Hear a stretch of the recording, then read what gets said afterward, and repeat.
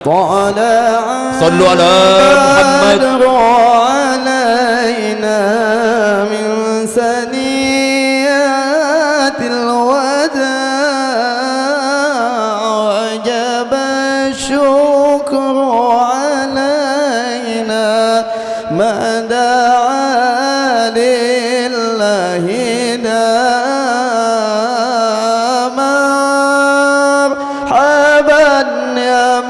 مرحبا يا نور العين مرحبا جد الحسين مرحبا مرحبا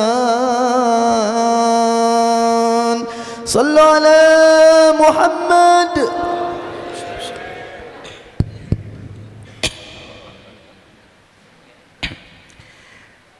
Assalamualaikum warahmatullahi wabarakatuh.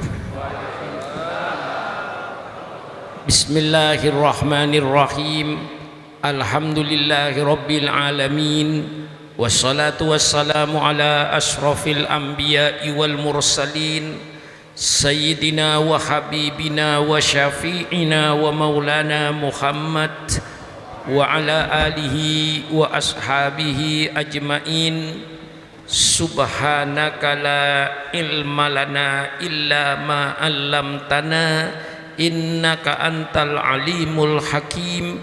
La haula wa la quwata illa billahil aliyil azim. Amma ba'du.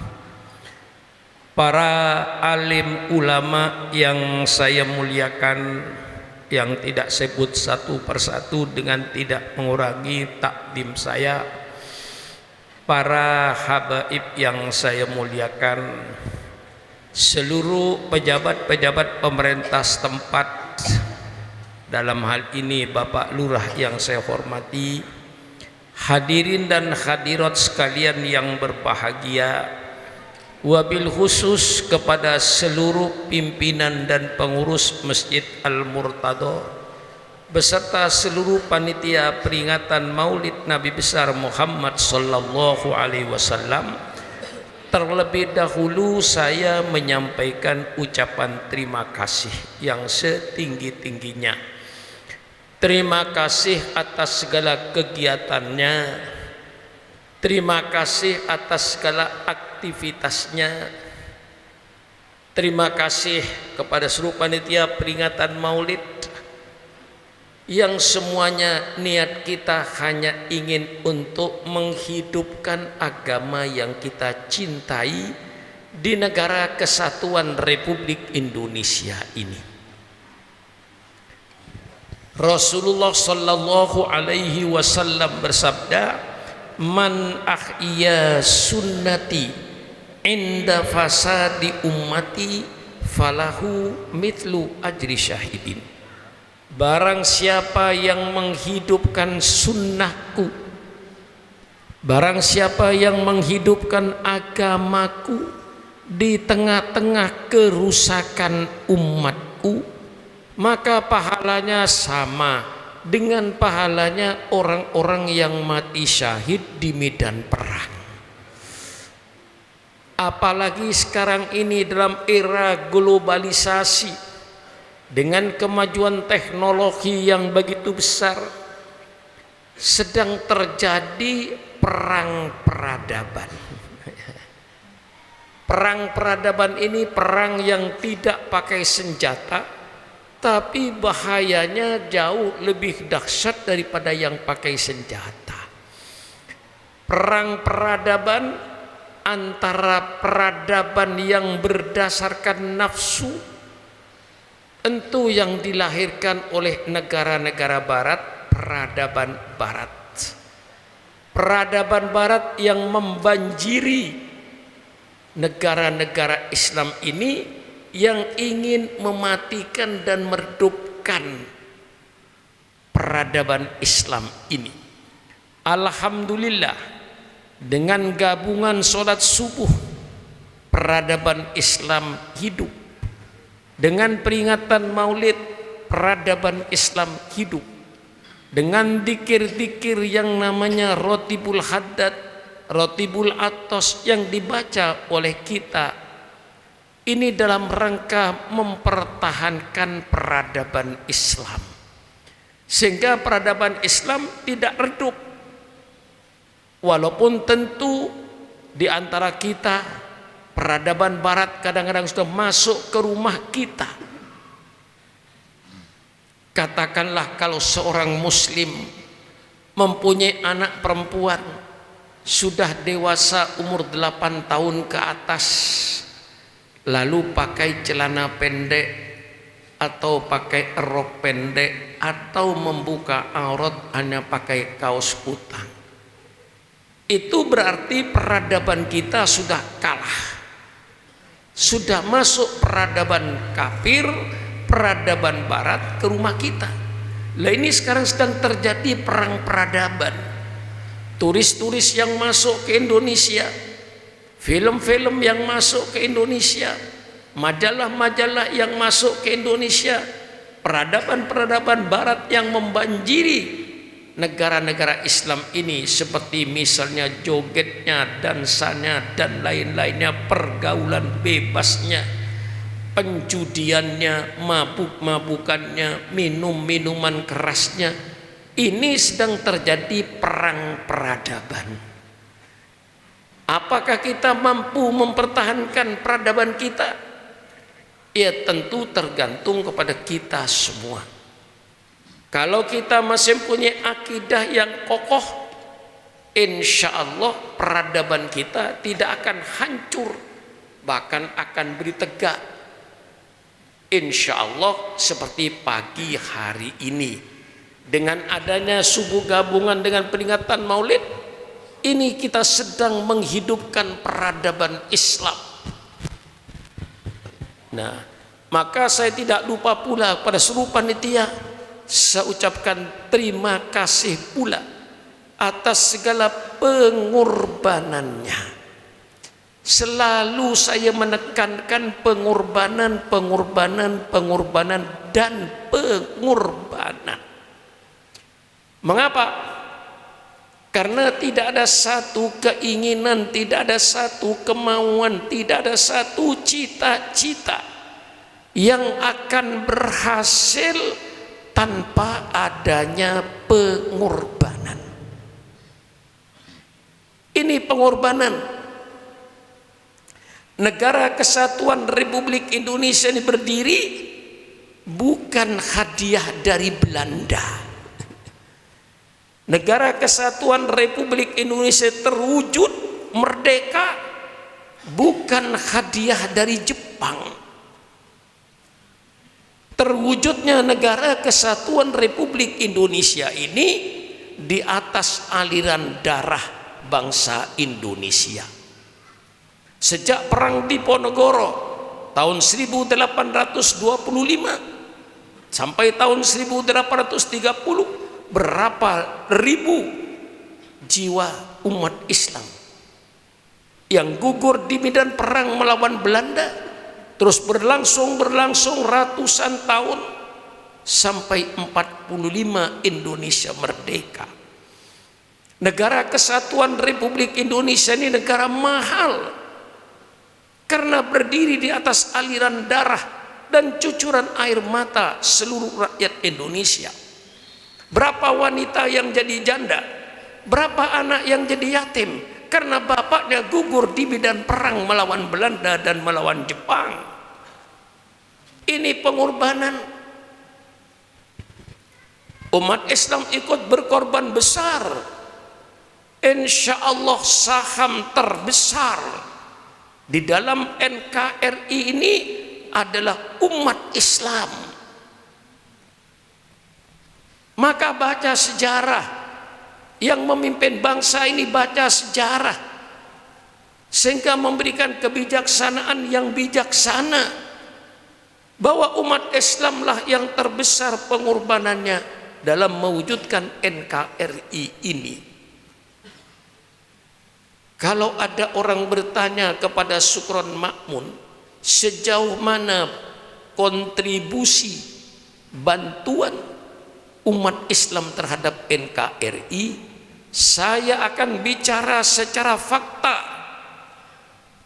Kalau pemerintah ingin tahu jasanya umat Islam terhadap NKRI ini, persilakan pemerintah adakan sensus kuburan. Iya. Sensus kuburan. Tentu bukan kuburan umum. Yang saya maksud, kuburan Taman Pahlawan itu coba disensus oleh pemerintah. Setiap kota kabupaten mesti ada Taman Pahlawannya. Di Bogor, di Sukabumi, di Tangerang, di Cianjur, sampai Jawa Timur, Kalimantan, Sumatera. Di situ ada Taman Pahlawan setiap kota kabupaten. Tolong pemerintah adakan sensus di Taman Pahlawan ini. Ini kuburan berbicara. Bagaimana hebatnya umat Islam ini. Persilahkan pemerintah adakan sensus kuburan Taman Pahlawan. Nama siapa, agama apa, nama siapa, agama apa, namanya siapa, agamanya apa, namanya siapa, agamanya apa. Saya yakin 99% darahnya umat Islam untuk NKRI ini. Jangan macam-macam saudara itu menghadapi umat Islam ini. Kami yang paling banyak jasa. Fakta berbicara, kuburan jadi saksi. Kurang apa? Ini saudara-saudara, bahwa NKRI ini insya Allah 99% darahnya umat Islam. Apalagi kalau kita baca sejarah kemerdekaan Republik Indonesia ini. Ulama yang menegakkan NKRI ini, baca sejarah. Ketika Bung Karno membuat panitia 60 untuk mencari format negara Republik Indonesia, gagal. Akhirnya Bung Karno membuat panitia 9, terdiri Bung Karno, Bung Hatta, A.A. Maramis dari kelompok Kristen Katolik, Abi Kusno, Kahar Mudzakkir, Muhammad Yamin, termasuk Pak Wahid Hasyim dan lain-lainnya. Mereka menggodok negara ini. Berminggu-minggu, berbulan-bulan berdebat. Akhirnya terjadi kesepakatan, baik dari golongan nasionalis maupun dari golongan agama maupun dari golongan Katolik. Terjadi suatu kesepakatan yang disebut Piagam Jakarta. Negara Republik Indonesia berdasarkan ketuhanan dengan kewajiban menjalankan syariat Islam bagi pemeluk-pemeluknya. Yang bukan pemeluk Islam gak ada urusan. Ini format. Dengan terbentuknya format ini, maka Bung Karno didorong untuk segera memproklamasikan kemerdekaan. Tanggal 17 Agustus jam 10 pagi baru Bung Karno dengan lantang menyatakan, kami bangsa Indonesia, dengan ini menyatakan kemerdekaan Indonesia. Hal-hal yang mengenai pemindahan kekuasaan dan lain-lain akan dilaksanakan dengan cara saksama dan dalam tempo yang sesingkat-singkatnya atas nama bangsa Indonesia Soekarno-Hatta. Barangkali itu diantara kiai yang hafal proklamasi. Belum tentu Kiai Muhtar kalau saya uji itu hafal proklamasi. Hafal saya proklamasi ini. Apa yang terjadi sejarah? Jam 10 proklamasi, jam 3 sore ada utusan dari tentara Jepang yang mengatasnamakan Indonesia Timur. Kalau 7 kata ini tidak dicabut, Indonesia Timur tidak ikut. Subhanallah, Indonesia akan pecah jadi 2, Republik Indonesia Barat dan Republik Indonesia Timur. supaya kata-kata dengan kewajiban menjalankan syariat Islam bagi pemeluknya dicabut. Kalau tidak dicabut, kami, katanya Indonesia Barat, Indonesia Timur tidak ikut. Subhanallah. Tanggal 18 Agustus Bung Hatta mengumpulkan kembali 9 orang minus Kiai Wahid Hasyim sudah pulang ke Jawa Timur, diganti dengan tokoh dari Sumatera. Timbullah perdebatan, dicabut apa tidak, dicabut apa tidak. Sedangkan ini sudah jadi kesepakatan yang telah ditandatangani oleh kelompok nasionalis, oleh kelompok Muslim, oleh kelompok Katolik. Sudah disetujui ini merupakan bentuk negara Republik Indonesia, negara Republik berdasarkan ketuhanan dengan kewajiban menjalankan syariat Islam bagi pemeluknya. Terjadi perdebatan karena khawatir Indonesia pecah. Para tokoh ulama dengan lapang dada mencabut 7 kata ini. Cuman diminta gantinya Maha Esa. Jadi tanggal 17 dengan tanggal 18 Agustus berbeda. Tanggal 17 Agustus ketika kita proklamasi negara Republik Indonesia berdasarkan ketuhanan dengan kewajiban menjalankan syariat Islam bagi pemeluk-pemeluknya, itu dikenal dengan Piagam Jakarta. Demi negara kesatuan Republik Indonesia agar tidak pecah, maka ulama dengan lapang dada mencabut 7 kata itu, kemudian diganti negara Republik Indonesia berdasarkan ketuhanan yang Maha Esa. Titik. Belum tentu saudara tahu sejarah ini. Maka jangan jadi pemimpin kalau nggak tahu sejarah itu. Jadi pemimpin yang ngawur. Pemimpin harus tahu sejarah. Ini sejarah saya bongkar. Kenapa seolah-olah kita yang dicurigai tidak cinta NKRI? Kita yang membangun NKRI. Kalau seandainya ulama waktu itu tidak mau mencabut 7 kata, NKRI tidak ada di Indonesia ini. Adanya NKRI karena toleransi para tokoh Islam waktu itu mencabut 7 kata ini. Masa kita yang dicurigai tidak toleransi? Inilah pemimpin-pemimpin yang tidak ngerti sejarah. Kalau mengerti sejarah, umat Islamlah yang paling mencintai NKRI, dan umat Islamlah yang menegakkan NKRI ini. Kalau seandainya para ulama itu ngotot tidak mau mencabut 7 kata, NKRI tidak ada. Ini pengorbanan. Nah, lalu tanya, apa pengorbanan saudara?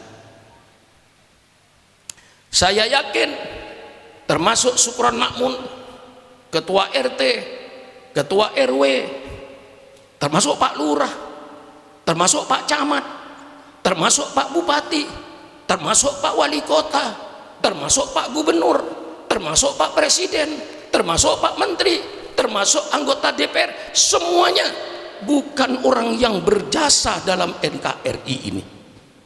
Kita semuanya pemakan jasa. Bagaimana? Pemakan jasa kan? Pemakan jasa. Siapa yang berjasa? Mereka yang ada di kuburan Taman Pahlawan itu yang berjasa. Mereka berjuang, gugur, tidak menikmati jalan layang, tidak menikmati jalan tol, tidak menikmati listrik masuk desa. Kita yang tidak berjasa, yang enak-enakan. Ini saya ingatkan supaya kita mengerti sejarah pengorbanan. Ini pentingnya kita baca sejarah bahwa umat Islam yang paling besar jasanya dalam NKRI, persilakan adakan sensus kuburan. Kuburan berbicara, Taman Pahlawan berbicara. Siapa yang paling besar jasanya dalam NKRI? Taman Pahlawan berbicara.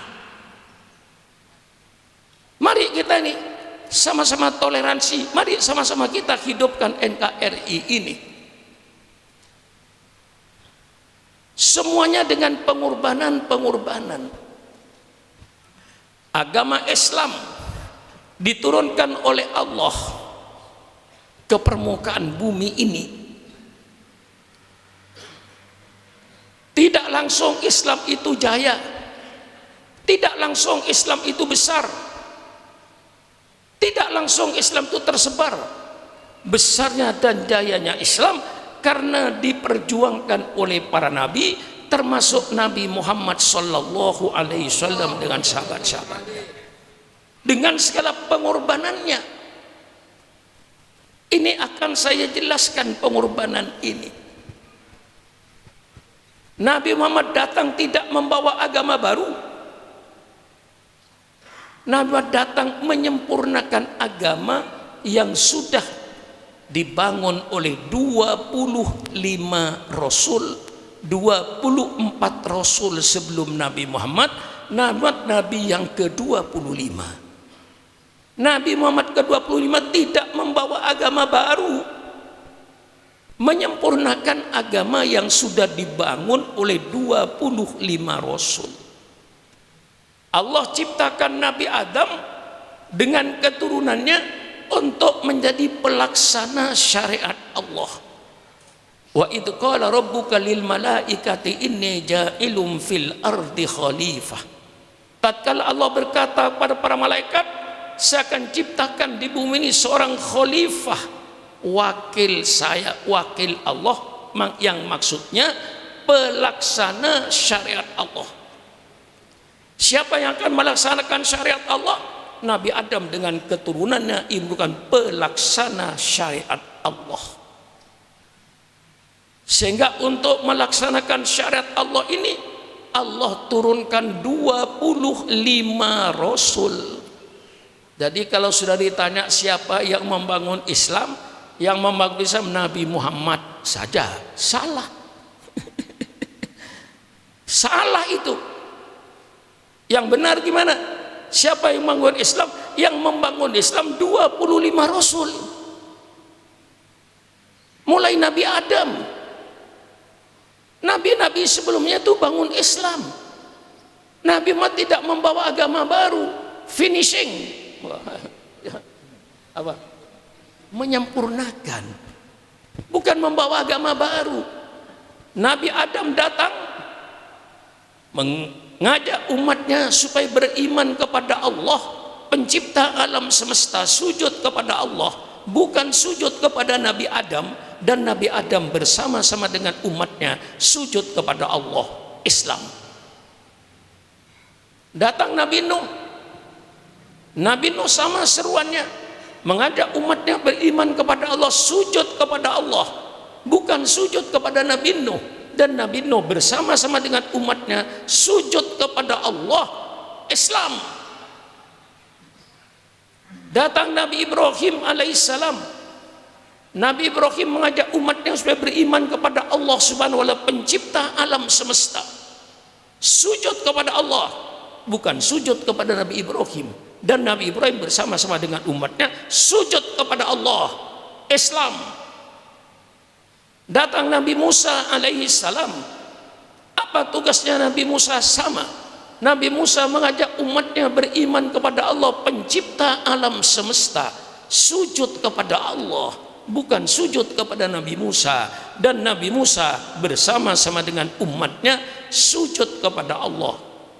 Datang Nabi Isa, yang oleh saudara kita disebut Yesus Kristus. Menurut Al-Quran, Nabi Isa alaihissalam seruannya sama seperti Nabi Musa, seperti Nabi Ibrahim, seperti Nabi Nuh.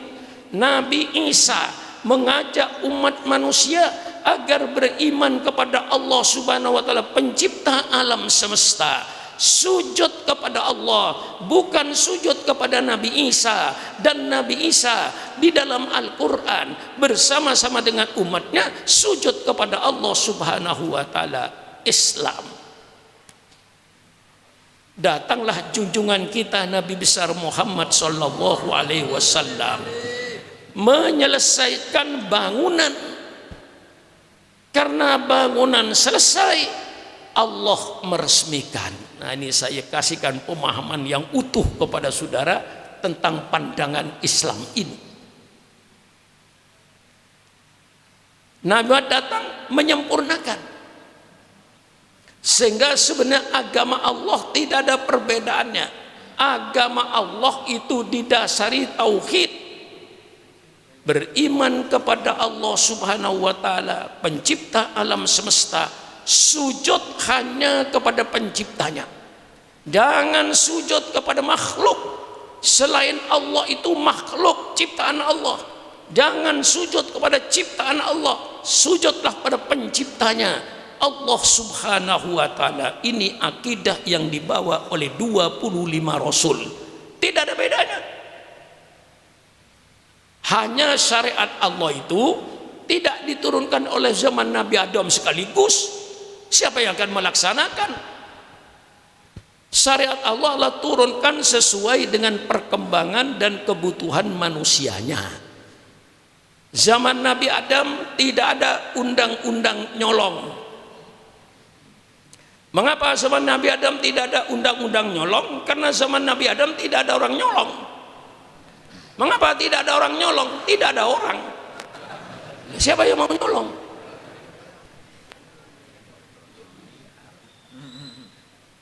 Dunia cuman miliknya Nabi Adam dengan Siti Hawa berdua. Siapa yang mau nyolong rambutan? Gak ada. Tanah belum dikapling-kapling, boro-boro kapling. Negara kagak ada. Tidak ada negara Eropa, negara Belanda, negara Saudi, negara Malaysia. Tidak ada. Yang ada dunia. Milik siapa? Nabi Adam dengan Siti Hawa berdua. Zaman Nabi Adam, oleh Allah perkawinan dipermudah. Kakak kandung kawin dengan adik kandung. Karena tidak ada orang, dikasih rukhsah oleh Allah. Jadi kalau sekarang di Jagakarsa ini ada orang ingin kawin dengan adik kandungnya sendiri, orang itu salah lahir. Mestinya lahirnya sama Nabi Adam dulu. Boleh itu. Nah, datang Nabi Nuh disempurnakan, datang Nabi Ibrahim disempurnakan, datang Nabi Musa disempurnakan, datang Nabi Isa disempurnakan, datang Rasulullah sempurna. Disempurnakan dengan kitab-kitab suci. Datang Nabi Musa disempurnakan dengan kitab Taurat. Datang Nabi Daud disempurnakan dengan kitab Zabur. Datang Nabi Isa disempurnakan dengan kitab Injil. Kita yakin bahwa Allah menurunkan beberapa kitab suci dan kita wajib percaya. Tapi yang kita percaya kitab suci yang asli menurut Al-Quran. Kita percaya pada kitab Zabur. Kitab Zabur yang mana yang kita percaya? Kitab Zabur yang firman Allah, yang Allah berikan kepada Nabi Daud untuk disampaikan kepada umatnya. Dan dalam kitab Zabur tidak ada perkataan Nabi Daud dan tidak ada perkataan pendeta-pendeta pada zamannya. Kita percaya kepada kitab Taurat yang sekarang menjadi ratusan Bible, bahwa Allah menurunkan kitab Taurat yang asli, yang firman Allah berikan kepada Nabi Musa untuk disampaikan kepada kaumnya. Dan tidak ada di dalam kitab itu perkataan Nabi Musa dan tidak ada perkataan pendeta-pendeta. Murni hanya perkataan Allah. Itu kitab suci Taurat yang asli. Kita percaya bahwa Allah menurunkan kitab Injil, kitab suci yang namanya Injil, kepada Nabi Isa. Injil yang mana yang kita percaya? Bukan Injil yang ada sekarang. Yang kita percaya kepada kitab Injil yang firman Allah yang Allah berikan kepada Nabi Isa untuk disampaikan kepada umatnya. Dan di dalam kitab Injil tidak ada perkataan Nabi Isa dan tidak ada perkataan pendeta-pendeta pada zaman itu. Murni hanya firman Allah. Itu kitab suci. Yang sekarang kita lihat ada 5 Injil. Ya, kalau mereka percaya itu asli, persilahkanlah, keyakinan mereka. Tapi yang jelas sekarang ada 5 Injil. 4 Injil diakui oleh gereja, 1 Injil tidak diakui. Injil Matius yang ditulis oleh orang yang bernama Matius, Injil Lukas yang ditulis oleh orang yang bernama Lukas, Injil Markus yang ditulis oleh orang yang bernama Markus, Injil Yahya yang ditulis oleh orang yang bernama Yahya. Ada 4 Injil yang diakui, redaksinya tidak sama. Nah, ada 1 Injil namanya Injil Barnabas yang ditulis oleh orang yang bernama Barnabas. Ini tidak boleh dibaca oleh orang gereja karena isinya mirip Al-Quran. Alhamdulillah sudah saya baca. Nah, jadi kita percaya pada kitab suci yang firman Allah, bukan yang campuran.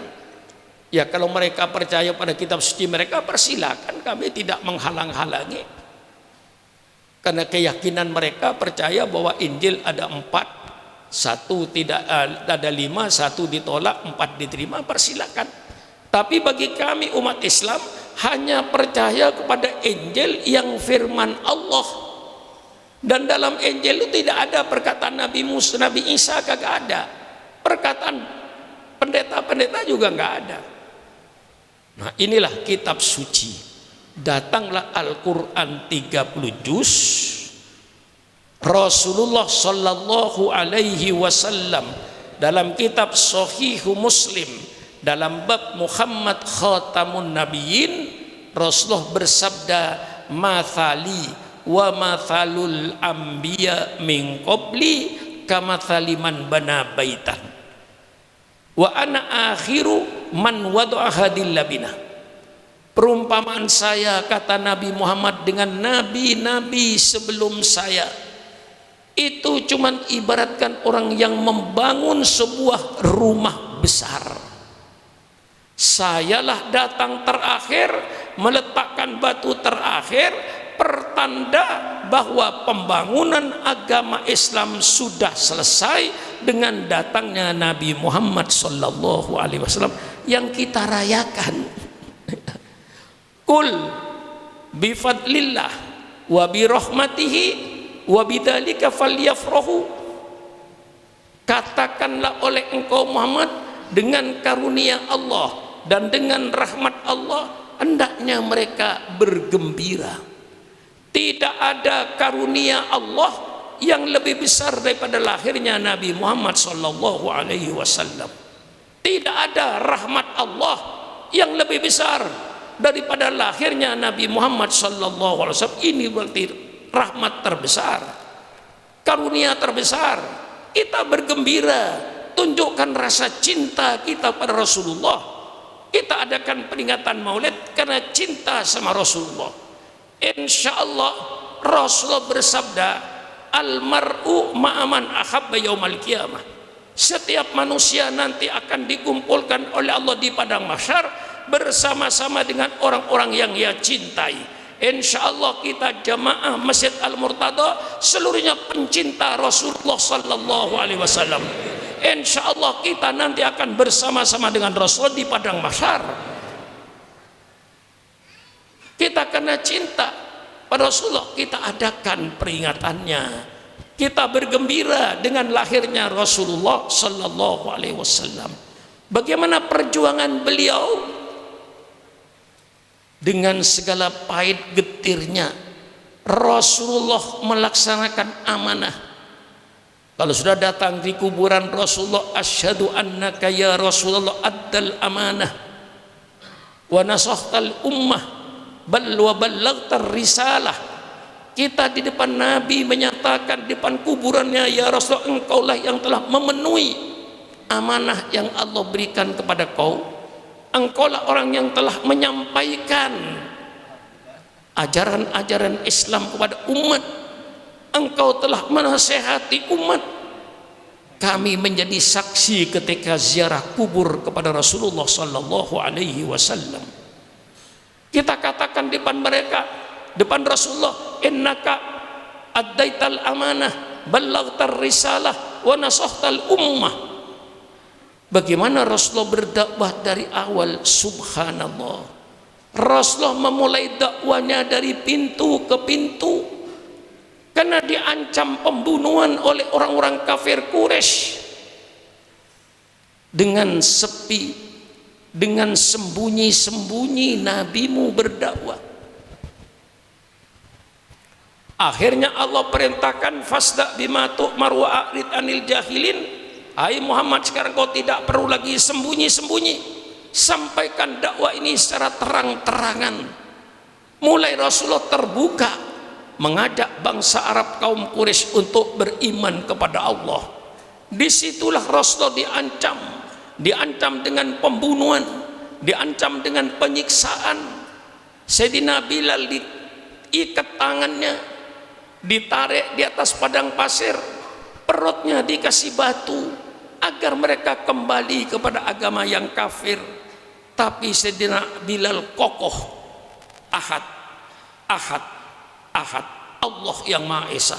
Dalam keadaan disiksa semacam itu, lah ini saya bacakan pengorbanan, belum yang dibunuh.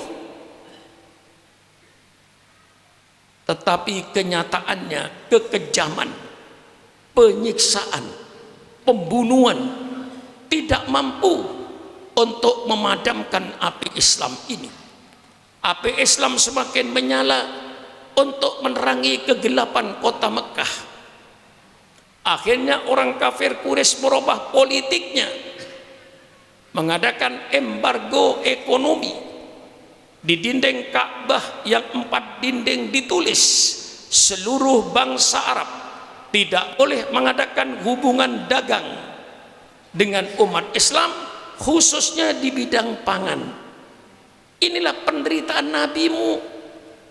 Jadi kalau bangsa Irak, bangsa Libya pernah diembargo ekonominya oleh Amerika Serikat, saya katakan, hai bangsa Irak, hai bangsa Libya, bukan engkau yang pertama kali merasakan pahitnya embargo ekonomi. 1400 tahun yang lalu nabimu Muhammad sallallahu alaihi wasallam yang menderita dengan embargo ekonomi ini. Ini saya bentangkan kepada saudara supaya tahu bagaimana pahitnya Rasulullah berjuang, bagaimana penderitaannya.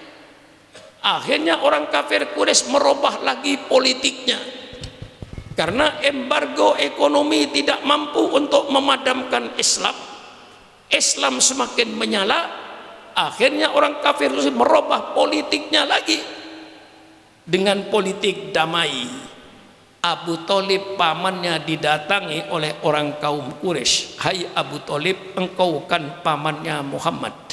Muhammad itu ponakanmu, coba tanya sama ponakanmu maunya apa. Kalau ponakanmu ingin tahta kedudukan, kami penduduk Mekah siap untuk mengangkat ponakanmu Muhammad itu jadi raja di kota Mekah ini, dengan syarat berhenti jadi nabi. Berarti berdakwah. Abu Thalib tanya sama ponakanmu maunya apa. Kalau dia ingin kaya, kami penduduk Mekah siap untuk menyerahkan kekayaan kami kepada ponakanmu, sehingga nanti Muhammad menjadi orang terkaya di Mekah ini, dengan syarat berhenti jadi nabi. Abu Thalib tanya sama ponakanmu maunya apa. Mau kawin dengan gadis-gadis di kota Mekah? Kami kumpulkan semua anak perawan ini. Persilakan ponakanmu kawin 1, 2, 3, 4, 5, 6, 7, 8. Persilakan. Dengan syarat berhenti jadi nabi. Coba kalau ditawarkan sama kiai sekarang kira-kira gimana ya?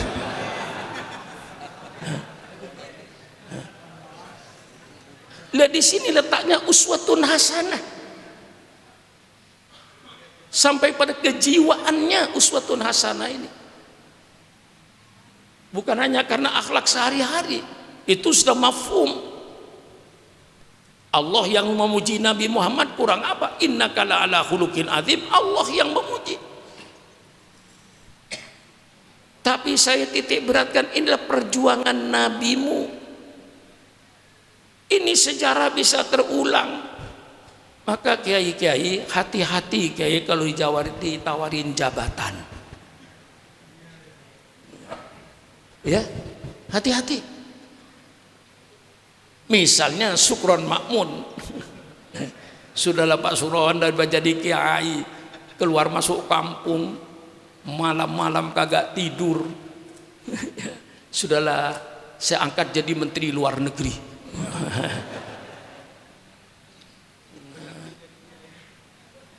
Begitu saya terima jabatan menteri luar negeri, pada waktu itu saya menjadi mantan kiai. Mendingan mantan bajingan. Ya, mantan bajingan kan bagus toh. Itu yang nabu beduk tiap pagi subuh, itu dulu preman, itu mantan preman itu. Bagus. Itu yang nongkrong di minuman keras itu dulu ustad. Insya Allah tidak ada, cuma umpama aja. Umpama aja. Lah ini saudara-saudara, sejarah itu akan terulang saudara. Ini penawaran lama supaya Nabi berhenti jadi nabi. Tahta, harta, wanita gagal. Karena dengan segala macam cara politik dijalankan bangsa Quraisy gagal semua. Akhirnya Abu Lahab, Abu Jahal mengadakan musyawarah di Darun Nadwah yang dalam tafsir Tabari diikuti oleh iblis yang rupa manusia. Bagaimana cara membendung gerakan Muhammad ini? Segala macam cara sudah kita laksanakan. Dengan cara kekerasan, dibunuh, disiksa, tidak berhasil. Dengan cara embargo ekonomi, tidak berhasil. Ditawarin tahta, harta, wanita, tidak berhasil. Mengadakan musyawarah dihadiri oleh iblis. Ditulis dalam Al-Quran, wa id yamkuru bikal ladina kafaru liyuthbituka au yukhrijuk au yaqtuluka au yukhrijuka wa yamkurun wa yamkurullahu wallahu khairul makirin. Mereka mengadakan tipu muslihat, bagaimana cara membendung gerakan Nabi Muhammad ini. Dalam musyawarah Abu Lahab usul, kalau begini Muhammad tangkap saja, masukkan penjara, sehingga dia tidak masuk desa, keluar desa, dia tidak bisa berdakwah. Tangkap saja Muhammad, masukkan penjara. Iblis berkata, sia-sia kau menangkap Muhammad, karena Muhammad ini termasuk bangsa Quraisy, bangsa yang dimuliakan di tanah Arab ini. Tidak mungkin bangsanya akan rela anggotanya di penjara, pasti nanti akan dibela dan dikeluarkan dari penjara sia-sia. Karena di penjara sia-sia, Abu Lahab usul, usir saja Muhammad dari kota Mekah ini, supaya tidak berada di kota Mekah ini. Usir ke luar negeri. Iblis berkata, ini usul sangat berbahaya. Kalau Muhammad diusir ke luar negeri, nanti di luar negeri dia berdakwah banyak pengikutnya, mesti negara kami nanti akan diserbu dari luar negeri. Bahaya usulmu itu. Nah, ini baca sejarah ini, ya, sejarah ini baca, kayak begini penderitaan Nabi Muhammad. Akhirnya Abu Jahal bikin keputusan, kalau ditangkap tidak ada gunanya, diusir ke luar negeri berbahaya, sekarang saya putuskan bunuh saja Muhammad. Kata iblis, ini yang benar. Ini penderitaan nabimu. yang kadang-kadang kurang dibaca. Dibaca yang enak-enak aja. Saya baca ini penderitaan nabimu. Bunuh saja Muhammad ini. Iblis berkata, ini pendapat yang benar. Apa yang terjadi? Rumahnya Rasulullah dikepung malam itu dengan seluruh suku yang ada di kota Mekah, dengan pedang terhunus.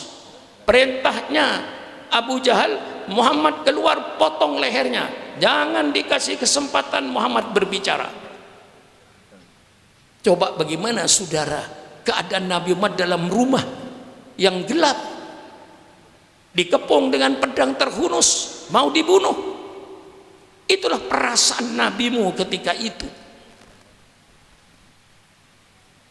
Dengan pertolongan Allah,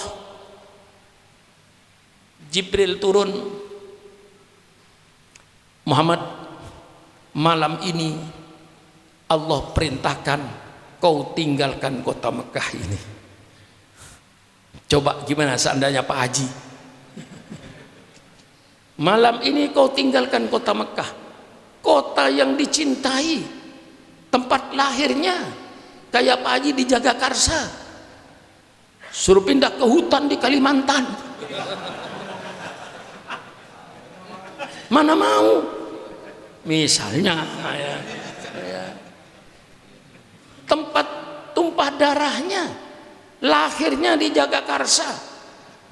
Allah perintahkan, ya Rasulullah, kata Jibril, malam ini Allah perintahkan kau untuk meninggalkan kota Mekah ini, kota yang dicintai Rasulullah. Kelahirannya, Rasulullah mengambil pasir, baca qul huwallahu ahad, qul a'udzu bil falaq, qul bin nas, baca ayat kursi, membaca sebagian surat Yasin, wa ja'alna min baini aydihim saddaw wa min khalfihim saddam fa aghsaynahum fahum la yubsirun. Allah tabur, mereka tertidur. Keluar Rasulullah dengan selamat, langsung ke rumahnya Sayyidina Abu Bakar Siddiq. Abu Bakar, malam ini Allah perintahkan saya dengan kau untuk meninggalkan kota Mekah ini. Abu Bakar langsung menjawab, kalau ini sudah perintah Allah ya Rasulullah, mari kita tinggalkan kota Mekah ini.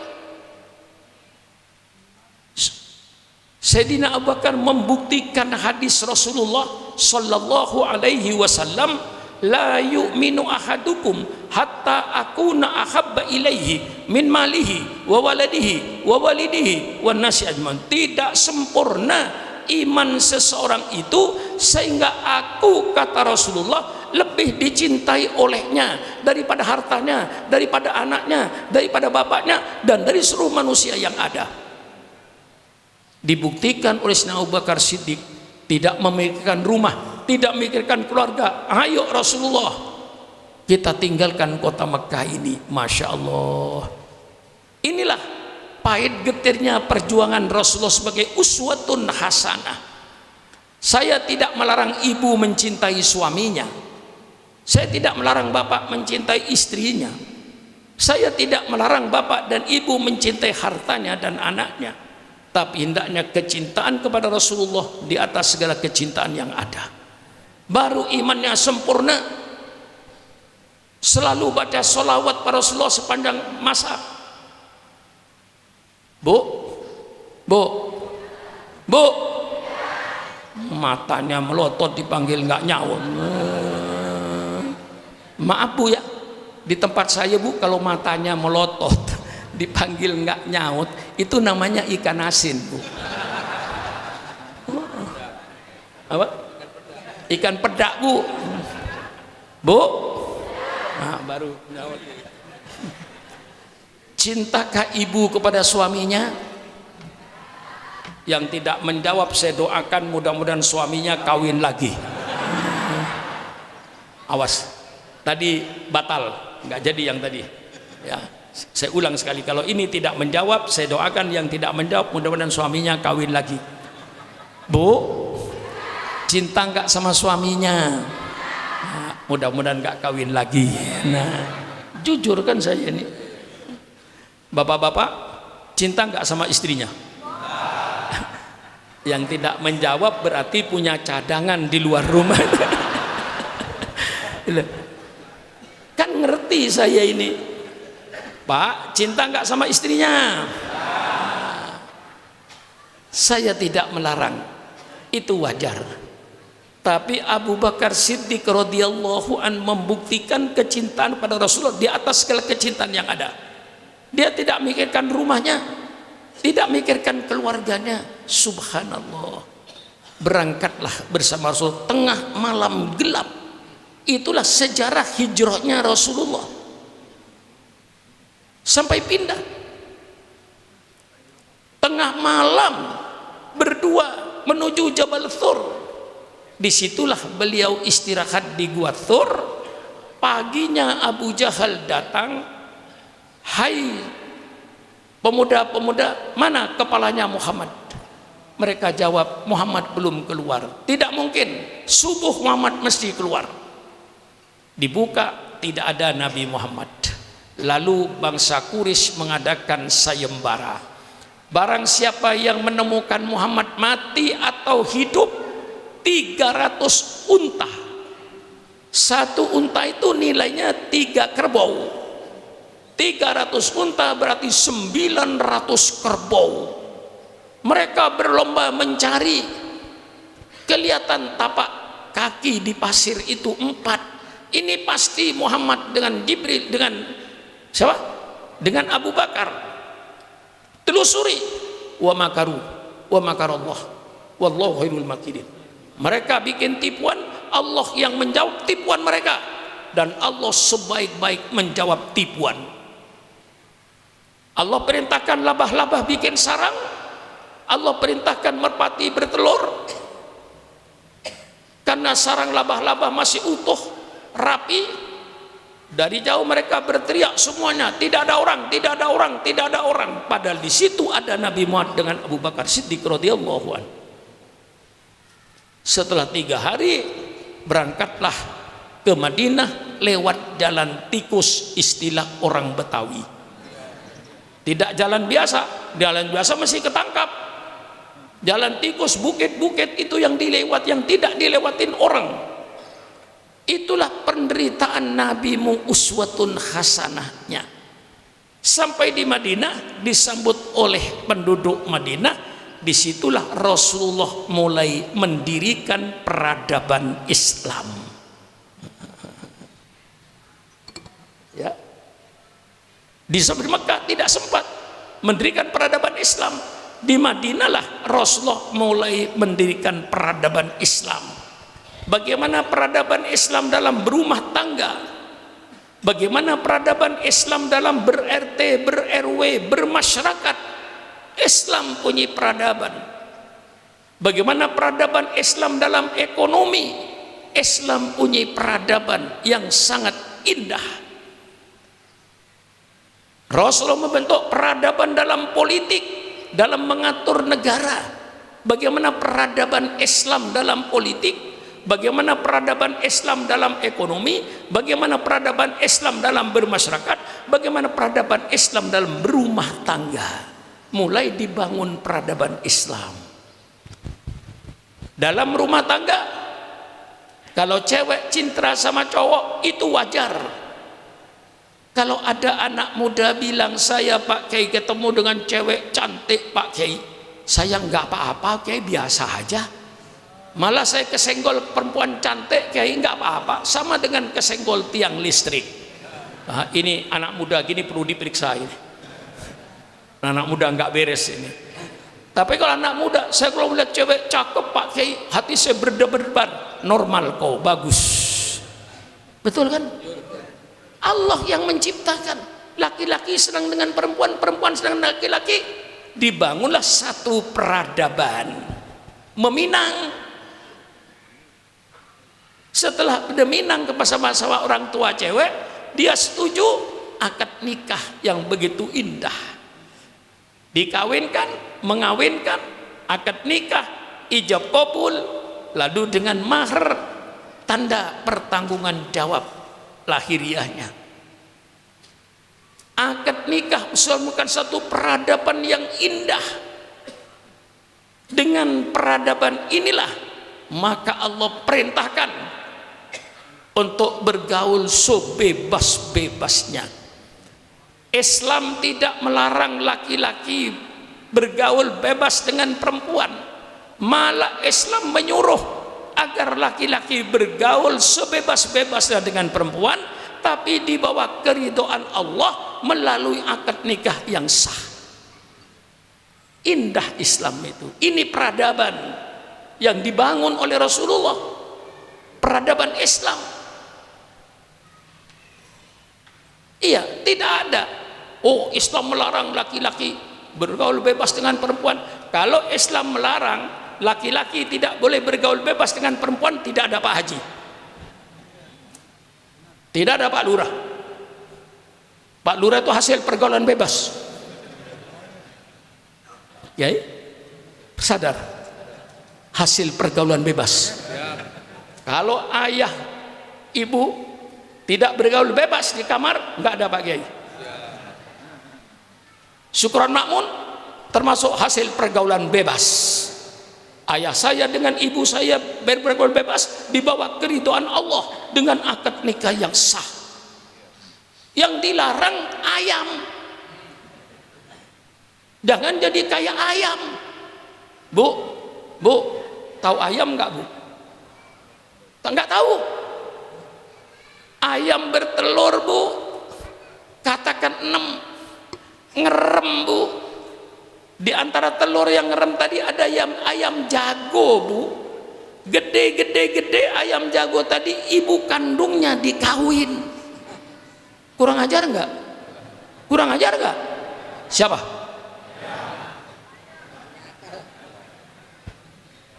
Ini yang dilarang oleh Allah, pengayaman ini, pengkambingan ini yang dilarang. Ayam bertelur netes jadi ayam betina, gede dikawin oleh ayah kandungnya sendiri. Berapa dalam koran anak perawan yang hamil karena orang tua kandungnya ayam. Ini yang dilarang.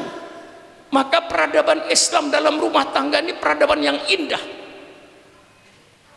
peradaban yang bagus. Kemudian dibangunlah rumah tangga tanpa kekerasan. Wa ashiruhunna bil ma'ruf, pergaulah istrimu dengan baik, pergaul istri dengan sopan, jangan memperlakukan dengan kekerasan. Lemah lembut dengan istrinya. Bapak-bapak, cintailah, kasihan istrinya Pak. Mengapa Islam sampai menyuruh laki-laki pergaul istrinya dengan lemah lembut, dengan baik, dengan sopan santun? Saya buka rahasianya. Boleh saya buka? Boleh saya buka? Bapak bergaul dengan istri Bapak 1 jam bebas. Setelah itu Bapak selesai. Tapi ibu yang tadi dipergawi 1 jam itu 9 bulan akan menderita dia akibat perbuatan Bapak. Wah, ibu dukung saya sepenuhnya. Loh, ini saya buka rahasianya. Mengapa Allah sampai mesen sama laki-laki, kasihan istrimu akibat perbuatanmu. 9 bulan dia hamil. Begitu mau melahirkan, tahu Bapak, perempuan melahirkan itu antara hidup dan mati. Apa hidup apa mati? Itu perjuangan seorang ibu. Mengapa Anda lalu kasar dengan istrinya? Inilah Islam mempunyai peradaban. Tidak ada kekerasan rumah tangga kalau peradaban Islam dilaksanakan. Bagaimana? Mantap? Mantap? Ngaji. Saya kasih ilmu. Saya tidak akan menggunakan perkataan dari lidah saya yang sia-sia. Semua yang saya keluarkan mesti isi ilmu. Coba mulai tadi dari awal saya bicara. Lah inilah peradaban Islam. Dibangun lagi rumah tangga, mulai WC, subhanallah, punya peradaban. Mari kita hidupkan peradaban Islam. Mulai dari WC kita Islamkan. Mau masuk WC dengan kaki kiri, dengan berdoa sebelumnya, Allahumma inni a'udzubika minal khubuthi wal khaba'is. Peradaban Islam, semua najis tuntaskan. Dan Islam paling indah cara membersihkan najis. Bagaimana tidak? Sucikan najis. Kalau najis itu berwarna, sampai hilang warnanya. Kalau najis itu berbau, sampai hilang baunya. Kalau najis itu ada rasanya, seperti alkohol, daging babi, sampai hilang rasanya, baru suci. Mana ada peradaban bersuci seperti Islam? Saya bangga beragama Islam karena saya punya peradaban. Saya bangga Islam, saya punya peradaban. Dapur harus berperadaban Islam. Bu, pernahkah ibu mencuci beras? Pernah, sering, tiap hari kok pernah itu. Ini waktu SD barangkali bahasa Indonesianya nggak lulus ibu-ibu ini. Kalau saya tanya, Bu, pernah ke Palembang? Pernah Pak Kiai? Sekali. Tapi kalau saya tanya, Bu, pernah mencuci beras? Sering. Pernahkah ibu bertanya, hai beras, dari mana datangmu? Kita punya peradaban. La ta'kulu amwalakum bainakum bil batil. Jangan kau makan harta di antara kamu dengan cara yang batil. Korupsi itu haram.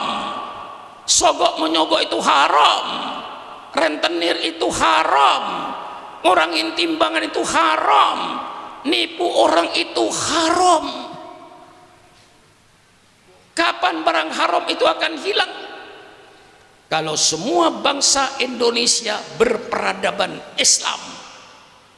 Bagaimana berperadaban Islam? Jangan ada rezeki yang lewat tenggorokannya rezeki yang haram. Selama bangsa Indonesia pikirannya yang penting perutnya kenyang, halal haram tidak peduli, hak batil tidak peduli, yang penting perut saya kenyang, halal haram tidak peduli. Selama bangsa Indonesia berpikiran seperti ini, jangan diharapkan korupsi akan berakhir, jangan diharapkan sogok menyogok akan berakhir, jangan diharapkan perampokan akan berakhir, jangan diharapkan penipuan akan berakhir. Selama bangsa Indonesia yang penting perutnya kenyang, halal haram tidak peduli, maka kemungkaran akan subur di Indonesia ini karena tidak berperadaban Islam. Bagaimana? Mantap. Ini kuliah subuh atau kuliah duha ini?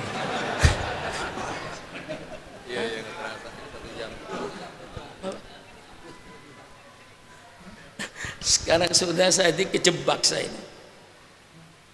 Ibu-ibu tenang semua itu. Enggak ada satupun yang berdiri mulai tadi itu.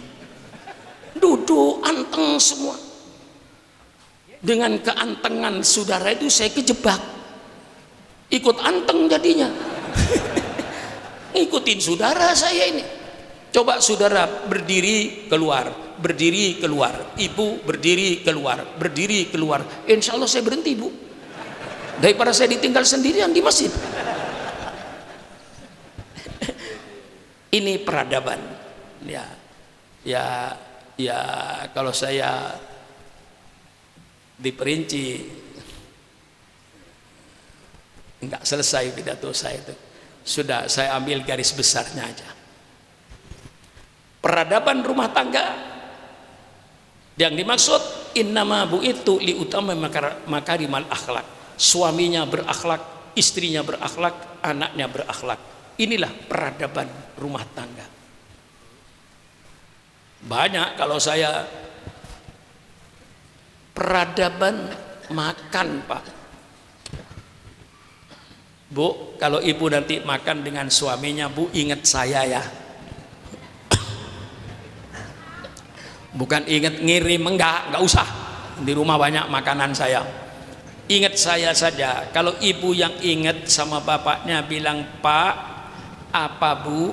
Alhamdulillah Pak, masih mau makan. Tidak pernah begini nih. Kemudian ketika bapaknya melihat makanan ada, bilang sama ibunya, Bu, alhamdulillah Bu, yang dimakan ada. Tidak pernah kan begini? Ini peradaban.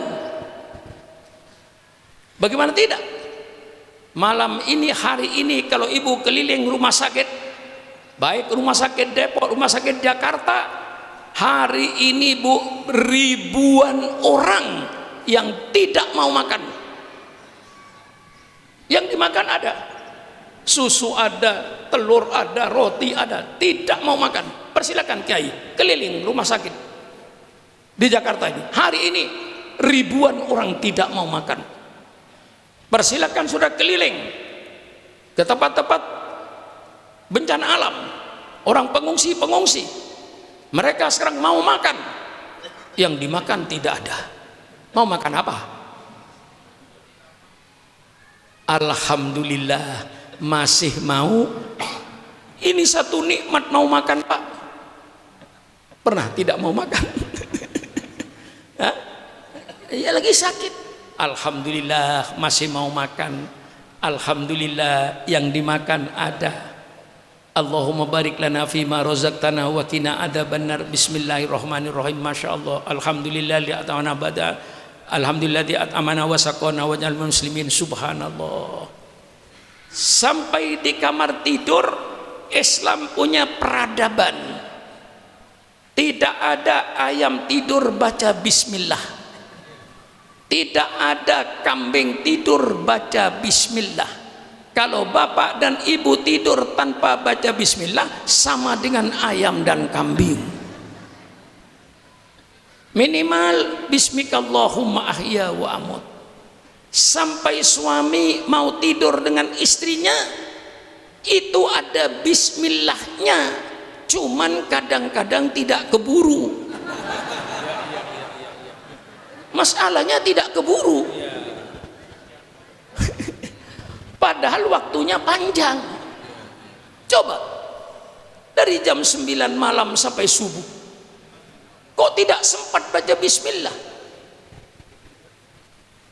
Rasulullah mengajarkan, Bu, kalau nanti malam suaminya naik, Bu, ya ingat saya lagi, Bu. Ingat saya tegur. Suaminya naik, tanya, Bang, apa Bu? Sudah baca bismillah belum? Belum Bu. Turun. Nangkring kayak ayam. Tidak punya peradaban. Rasulullah mengajar, Bu, bismillahi Allahumma jannibis syaiton anni wa jannibni anhu warzuqni dzurriatan thayyibah. Ya Allah, dengan namamu ya Allah, jauhkan setan dari saya, jauhkan saya dari setan. Berikanlah ya Allah saya anak yang soleh dan solihah. Baru naik. Hah? Insya Allah anaknya soleh dan solihah. Nangkring kayak kambing. Bagaimana ngajinya? Peradaban. Saya persingkat. Peradaban RT RW bermasyarakat. Mengapa Islam bicara soal RT, soal RW, soal bermasyarakat?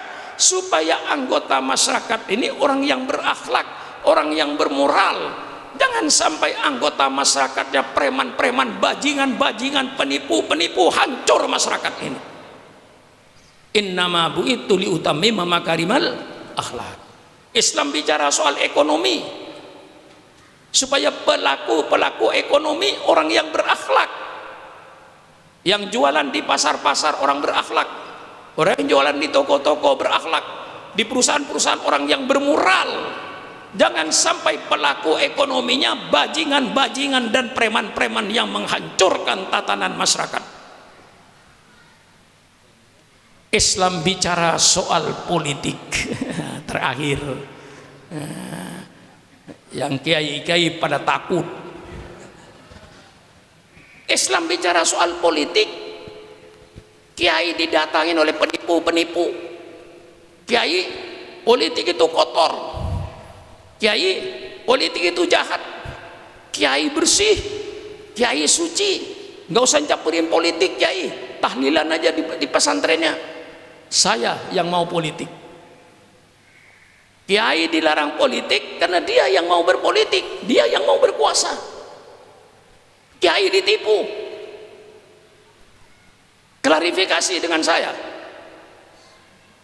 bahwa politik itu ilmu yang mulia, karena ilmu politik itu ilmu yang mempelajari bagaimana cara mengatur suatu negara. Itu namanya ilmu politik. Maka pemerintah mengadakan fakultas sosial politik. Kalau politik jahat, tutup pemerintah fakultas politik itu. Mengapa diadakan perguruan tinggi politik? Karena ilmu politik ilmu yang penting. Ilmu politik adalah ilmu yang mempelajari bagaimana cara mengatur suatu negara. Dalam Islam banyak kitabnya. Al-Ahkam As-Sultaniyah Imam Mawardi Madhab Syafi'i tentang hukum tata negara. Al-Ahkam Sultan Imam Abu Ya'la Madhab Hambali. Fiqh Siyasah Imam Ibnu Taimiyah. Fiqh Daulah Fikih Bernegara yang disusun oleh Yusuf Qardawi yang meninggal beberapa bulan yang lalu. Semuanya itu buku-buku politik banyak. Zaman Belanda, satu pun buku politik tidak boleh masuk ke Indonesia. Belanda yang melarang. Dan Belanda yang melarang kiai bicara politik. Mengapa? Karena Belanda ingin menjajah Indonesia. Maka kiai tidak boleh bicara politik. Kalau sekarang ada orang melarang kiai bicara politik, itu berarti sisa-sisanya Belanda. Londo ireng. Londo ireng itu. Kalau kiai cinta NKRI, kalau kiai cinta Republik Indonesia, persilakan kiai bicara politik, politik Al-Quran dan politik sunnah Rasulullah. Bukan politik seperti yang ada sekarang, politik yang penuh dengan hoax, politik yang penuh dengan pencitraan. Hai pemimpin-pemimpin bangsa, engkau tidak perlu merekayasa pencitraan. Pencitraan akan datang dengan sendirinya, tergantung pada amal perbuatanmu. Pemimpin yang merekayasa pencitraan itu pembohong-pembohong rakyat. Mengapa kau bikin pencitraan? Supaya dianggap kau orang baik, padahal kau orang tidak baik. Lah ini Islam mempunyai kejujuran dalam berpolitik. Kullukum ra'in wa kullukum mas'ulun an ra'yatihi. 100% politik. Semua kalian adalah pemimpin. Setiap pemimpin akan dimintai pertanggungjawaban atas kepemimpinannya. Hai pemimpin-pemimpin bangsa yang sedang bergelimang dengan duit rakyat, engkau hidup mewah dengan mobilmu, itu adalah duit rakyat.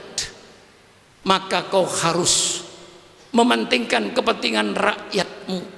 Kullukum ra'in wa kullukum mas'ulun an ra'yati. Ini 100% hadis politik. Di dalam ayat Al-Quran, innallaha ya'murukum an tu'addul amanati ila ahliha wa idha hakamtum bainan nas an tahkumu bil adli. Sesungguhnya Allah menyuruh kalian untuk menyerahkan amanah kepercayaan ini, berikan kepada ahlinya. Jangan sembarangan mengangkat ketua RT, jangan sembarangan mengangkat ketua RW, jangan sembarangan mengangkat lurah, jangan sembarangan mengangkat camat, jangan sembarangan mengangkat wali kota, jangan sembarangan mengangkat gubernur, jangan sembarangan mengangkat presiden, jangan sembarangan mengangkat anggota DPR, jangan sembarangan mengangkat menteri, jangan sembarangan mengangkat pejabat-pejabat tinggi negara. Pilihlah mereka yang bermoral, yang berakhlak, yang profesional. Ini Quran yang menyuruh. Wa idza hakamtum bainan nas an tahkumu bil adl. Kalau kau menetapkan hukum di antara manusia, tetapkan hukum yang adil. Jangan dolim. La yajrimannakum sana qaumin ala alla ta'dilu i'dilu. Karena kebencianmu pada satu kaum sehingga engkau lalu bikin tidak adil. Karena tidak senang dengan kaum itu walaupun tidak salah di penjara, karena senang walaupun salah tidak di penjara. Inilah pengkhianat bangsa. Bagaimana? Hah? Mantap. Iya, jarang ketemu. Belum tentu 1 tahun 1 kali ketemu saya. Iya kan? Nah, ini saya mantapkan. Yang menyuruh, yang menegakkan hukum di depan hukum manusia itu sama Rasulullah Sallallahu Alaihi Wasallam. Bukan profesor-profesor dari Barat, bukan profesor-profesor dari Amerika. Dalam kitab Riyadhus Shalihin, disitulah Rasulullah meletakkan statement sama dengan hukum. Ketika seorang golongan dari Al-Makhzumiyah mencuri, Al-Makhzumiyah golongan bangsawan, bangsa Quraisy bingung, ini anaknya orang gede, masa mau dipotong tangannya? Diutuslah Usama bin Zaid kepada Rasulullah. Usama berkata, ya Rasulullah, ini yang nyolong anaknya orang gede, orang yang berjasa, apakah ada hukum ya Rasulullah selain potong tangan? Mendengar Usama berkata begitu, langsung Rasulullah berdiri, ya Usama, qad halaka man kana qablakum, sudah hancur negara-negara sebelum kamu, sudah hancur bangsa-bangsa sebelum kamu. Mengapa bangsa itu hancur? Idza saraka fihim as-sarifu tarakuhu, kalau yang nyolong orang gede semuanya tutup mulut bahkan dibela. Wa idza saraka fihim ad-dhaifu aqamul khat, kalau yang nyolong rakyat kecil maling ayam semua teriak tegakkan hukum untuk maling ayam, tidak untuk koruptor. Inilah hancurnya suatu negara. Kemudian Rasulullah bersabda, lau anna Fatimah binta Muhammadin sarakot laqatatu yada, kalau seandainya Fatimah anak kandung saya nyolong, pasti saya potong tangannya. Baca kitab Riyadhus Shalihin yang kiai-kiai baca di masjid-masjid itu, asal nggak kelewat aja. Dibacanya nggak kelewat. Lah ini saudara-saudara. Jadi mengapa Islam bicara politik? Supaya pelaku politik orang yang berakhlak. Masa jenderal bintang 2 bisa membunuh sadis kepada pengawalnya yang menjaga keamanannya sehari-hari? Hancur mentalnya ini. Lah maka ini bicara politik, Islam bicara politik supaya pelaku politik berakhlak. Siapa pelaku politik? Mulai dari wali kota, bupati, gubernur, presiden, menteri, anggota DPR, pejabat tinggi negara, itu semuanya pelaku politik. Mereka lah yang biasanya di antara mereka yang tidak baik, yang berkhianat. Tapi tidak semua pelaku politik itu pengkhianat, tidak. Cuman di Indonesia cukup banyak. Berapa ratus anggota DPR yang masuk penjara, berapa puluh gubernur yang masuk penjara, berapa ratus anggota DPR yang masuk penjara, berapa puluh bupati yang masuk penjara. Itu semuanya pelaku-pelaku politik. Maka Islam bicara politik supaya pelaku-pelaku politik orang-orang yang berakhlak, bermoral. Inilah Islam datang dengan kitab suci Al-Quran 30 juz. Dengan datangnya Nabi Muhammad, pembangunan selesai, Allah resmikan. Al-yauma akmaltu lakum dinakum wa atmamtu alaikum nikmati wa raditu lakumul Islam madina. Hari ini telah saya sempurnakan agamamu untukmu. Al-Quran 30 juz untuk mengatur kehidupan manusia di dunia dan untuk mengatur kehidupan manusia di akhirat sudah turun semua. Wa atmamtu alaikum nikmati, dan telah saya sempurnakan nikmatku dengan datangnya Nabi Muhammad sallallahu alaihi wasallam. Seandainya Nabi Muhammad belum datang, nikmat Allah belum sempurna. Yang akan menjelaskan Quran sudah diutus. Allah bikin pernyataan maaf kepada orang di luar Islam, saya minta maaf. Ini bukan pernyataan syukran makmun. Ini pernyataan Allah. Allah yang bikin pernyataan, wa raditu lakumul Islam madina, kata Allah, bukan kata Sukron Makmun. Kata Allah, saya ridha, saya rela Islam sebagai agamamu. Agama yang diridhoi oleh Allah hanya agama, hanya agama, hanya agama. Inna dina indallahil Islam. Sesungguhnya agama yang diridhoi oleh Allah hanya agama. Kurang lebihnya saya minta maaf. Sampai sekian saja. Wassalamualaikum warahmatullahi wabarakatuh. Kurang banyak Pak Kiai, kurang banyak nasihatnya.